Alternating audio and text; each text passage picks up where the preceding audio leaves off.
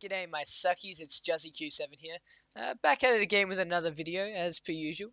I hope you guys are having a beautiful day today, but for today I think something special is going to happen. I think you're going to pull out your old video game that you used to love and play as a kid and reflect back on that and start from the beginning and work your way through it and finish it feeling satisfied and realizing that it'll only take you a day to finish instead of that tiresome 6 months that it took you the first time when you were a kid.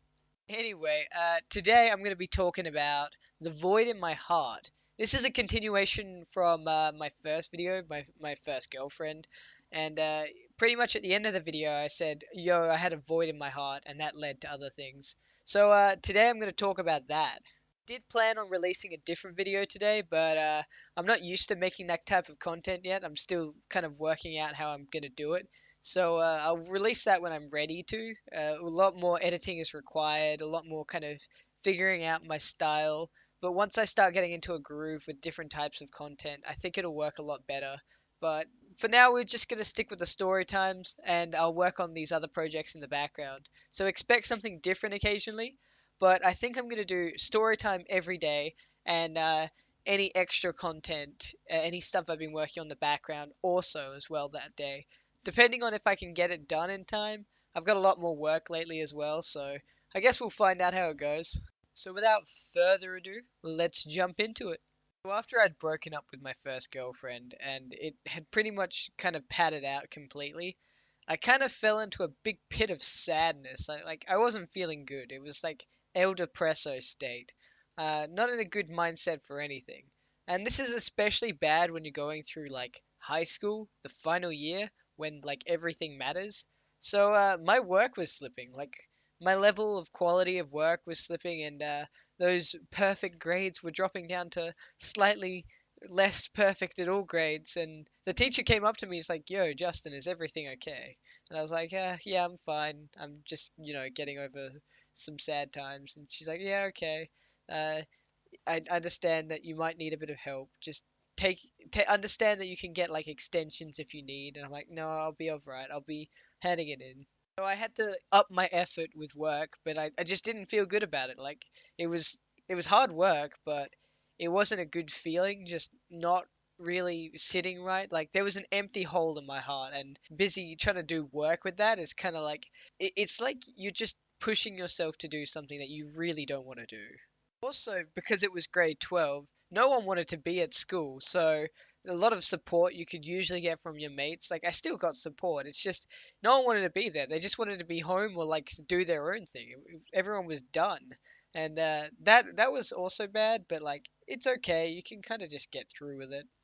I'd never felt something like this before, so I just wanted to kind of fix it. So I looked for any answer, any solution, and it happened to be not the best solution, but something I needed to, fill the void. I was chatting with my mate one time, and he was telling me about an app he was using that instead of being like Tinder, where you're just trying to get hookups and stuff, you can just chat with people randomly and, just be friends, and you don't actually have to do anything weird or like have really strange messages, which you still get, but like it's less so. So I was like, yo, show me where this app is. What am I gonna do with it? Like, just mess around and, you know? So that started taking my time instead of like the whole girlfriend thing. And honestly, it was fun and it was all good and all, but it was still taking time, especially when I came across people that I actually enjoyed chatting with. So I started sinking in so much time with just chatting with them that it just wasn't really worth it as well. Like these people I kept on meeting were like really far away, like other parts of Australia, other states. So I could never catch up with them in person, and obviously catching up in person is probably the way to go. It's way more, it's better connection. But as I kept on going on with messaging more and more random people, especially girls, just to feel that state of mind, my lustful side came out. So I was. This is a dark side of me that came out. I'm not impressed with this side, and I kind of had to stop it because I realized it was starting to like overwhelm me, like it was becoming me, and I honestly, I'm not usually the type of guy to get into that stuff. And with this case, I seem to flip. I just switched completely, and it built another side of me that not many people see these days. So goodbye that side. It kind of ended like after a while, but it led into another relationship, a few relationships actually. During this dark time, I gotta say I met one of the most interesting people I've ever met. They were very simple, but gotta say they had a lot to them at the same time though. This person I met was let's call her Alexa. So Alexa was a flat earther, believe it or not, with a very simple mind in terms of she was a child at heart, although she was like 17, and she was really friendly, which was good. So I chatted with her for hours, especially over call. She was the first person I had a call with for 24 hours. It was like ridiculously long, and I was very shocked like I could be on a call for that long. And it's kind of like more often than not going to happen these days, especially with unlimited calls and text. Although phone companies are a little bit aggressive about you using that much, but it's they provided it. You just using their service. Am I right? Obviously, after a long time of chatting, we got to know each other like pretty well. Like I don't know, we just bounced off each other and chatted for hours, and the worst part about it was she was really bad with responding over text. Like I think she just had a lot of people she texted, and especially with Snapchat. The thing with Snapchat, that was her primary thing. She got all these streaks, and the issue with streaks is, you're busy flooded with them. So what's a streak and what's not a streak at some point? Like you're just gonna like tap through all the messages anyway just to get rid of them. And that's just kind of what happened. She like was too busy with a lot of other things, and drifted away again. She told me that she didn't have any like major social media platform other than Snapchat because one of her friends, her previous boyfriends, used to stalk her and was a bit harassive. So when people are harassing you, it makes sense not to do that kind of thing. And yeah, it was fun while it lasted, but the lack of responsiveness from the start, I just couldn't be bothered with. So there was always someone else I could chat with, so I just chatted with them. And whenever she did want to chat, I was busy talking with them, so like I couldn't really get back with her and have a good conversation with her because whenever I wasn't available, she was available, and whenever she was available, I was not available. So in the end, I just chatted with other people and occasionally texted her, and we occasionally had chats again. But honestly, we didn't really go to too much places. But it was fine. Like you meet people, you move on, especially when you get to know them too much.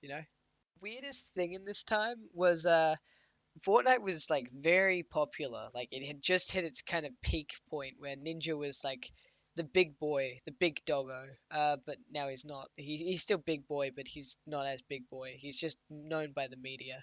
So Ninja was at his peaking point, and a lot of people, they were busy like supporting him heaps, and a lot of girls I knew were starting to get into Fortnite, which I found really weird because as a dude gamer, like I didn't really see many girl gamers because they get picked on pretty frequently in Discord chats or like in game, so they just don't use voice. I've chatted with a fair few, and they've always told me, yeah, it's just not worth it because you just get shouted down by, hey, is that a gamer girl? Oh my gosh, it's a gamer girl.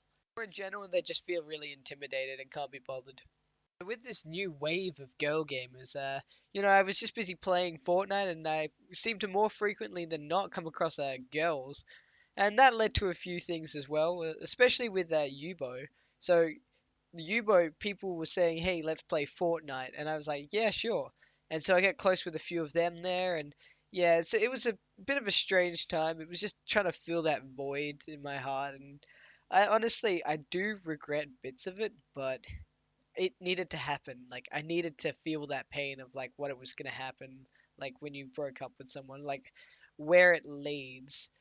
So eventually I did get out of it, but I got out of it in a way that was probably not the best, and I think I'll leave that there for today.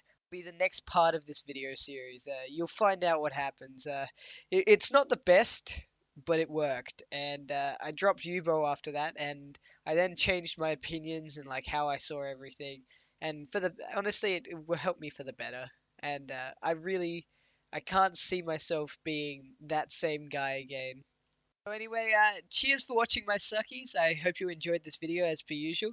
And if you did, how about you go and buy yourself an ice cream because treats are best. And I don't expect anything else. Just treat yourself and make yourself feel good. Anyway, cheers guys for watching. I'll catch you guys in the next one.